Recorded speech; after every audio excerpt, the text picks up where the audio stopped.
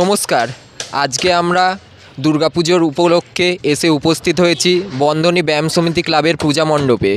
আমরা পেয়ে গেছি ক্লাবের সদস্যদের, তাদের থেকেই জেনে নেব এবছরে তাদের ভাবনা এবং কততম বর্ষে তাদের পুজো পদার্পণ করলো। নমস্কার, আপনার পরিচয়? আমি বন্ধনী ব্যায়াম সমিতি ক্লাবের ট্রেজারার পদে আছি।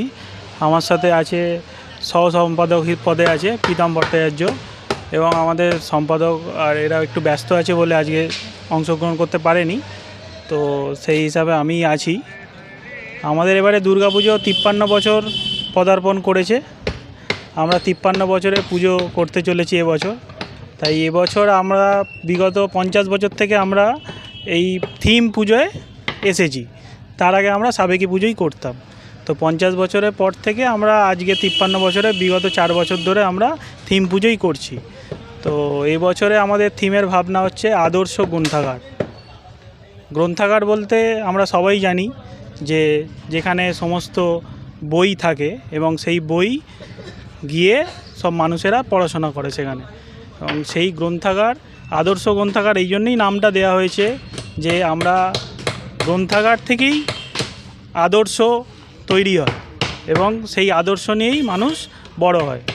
তো সেই ভাবনা থেকেই আমাদের এই আদর্শ গ্রন্থাগার, এবং অতীতে যে বড় বড় মনি ঋষিরা ছিলেন যারা সেই গ্রন্থাগারের সমস্ত বইগুলো পড়াশোনা করে সেই আবেগ নিয়েই তাদের পরিচালনা করেছেন সমস্ত কিছু। তো সেই আদর্শ নিয়েই আমরা এবছর আদর্শ গ্রন্থাগারের ভাবনা নিয়ে এসেছি। এবং এই ইয়াং জেনারেশানে এখন যে প্রবলেমটা দেখা যাচ্ছে যে সমস্ত সবাই ফোনের মধ্যে সব আবদ্ধ হয়ে আছে, ফোন এবং স্ক্রিনের মধ্যে সব সময় সবাই ফোন দেখছেন, স্ক্রিনের মধ্যে সমস্ত কিছু, খবরের কাগজ পড়াটাও উঠে গেছে।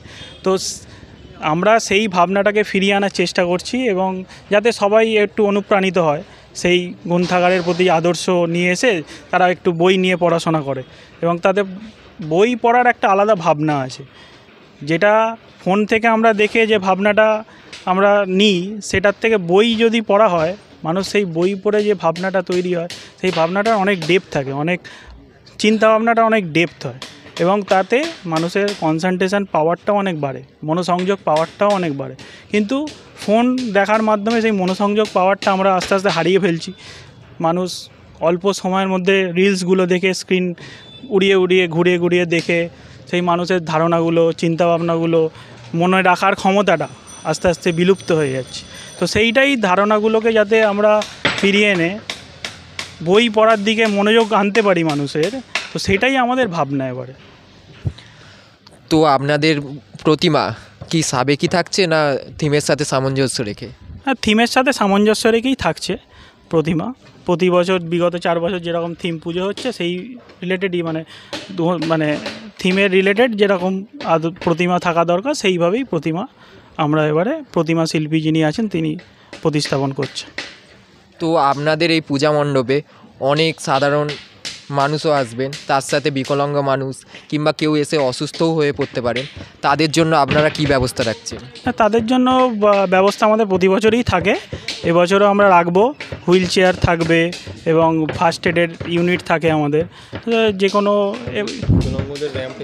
বিকলাঙ্গদের র্যাম্পটা ওপাশ থেকে হবে, ডাইরেক্ট ঢুকবে, ওকে এখান দিয়ে চলে আসার ব্যবস্থা থাকবে। আর আমাদের ওখানে একটা ফার্স্ট এড কাউন্টার থাকে, ঠিক আছে, তারপরে ডাক্তারবাবু থাকেন, হুইল চেয়ার থাকে, সব কিছুরই ব্যবস্থা থাকে, ঠিক আছে। অতএব সবার কাছে একটাই অনুরোধ, যাতে আমাদের ক্লাবে এসে আমাদের যে ভাবনাটা এবারে তৈরি করা হয়েছে সেটা এসে দেখে উপভোগ করে আমাদের রিভিউ দিয়ে যাক, যাতে আমরা ভবিষ্যতে আরও ভালো কিছু করতে পারি। তো সাধারণ জনগণের কাছে আপনারা কি বলতে চাইবেন?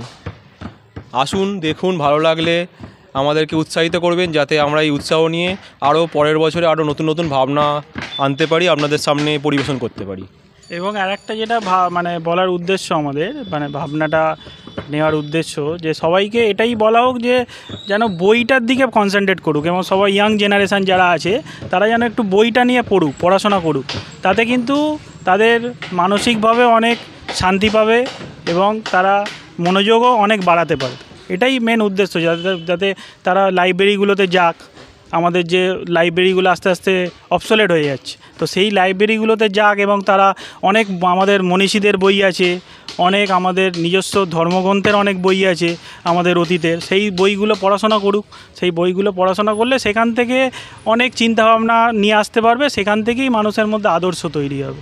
সেই আদর্শ তৈরি হলে তবেই মানুষ একটা বড় কাজ করতে পারবে, এবং বড় জায়গায় যারা আছে তাদের মধ্যে যেই আদর্শ যদি থাকে, তাদের অর্গানাইজেশনের সমস্ত কাজটা একটা চিন্তাভাবনা এবং সঠিকভাবে চলবে, পরিচালনাটা সেইভাবে চলবে আর কি। এটাই উদ্দেশ্য, যে সবাই বইটা পড়ুক আর কি, গ্রন্থাগারে যাক এবং বইটা পড়ুক।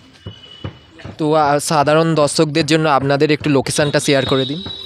হ্যাঁ, লোকেশান আমরা শেয়ার করে দেবো, এবং প্রতিবারের মতো যেরকম থাকে আমরা লোকেশান করে দেবো গুগল ম্যাপের মাধ্যমে, সেটা থাকবে আমাদের।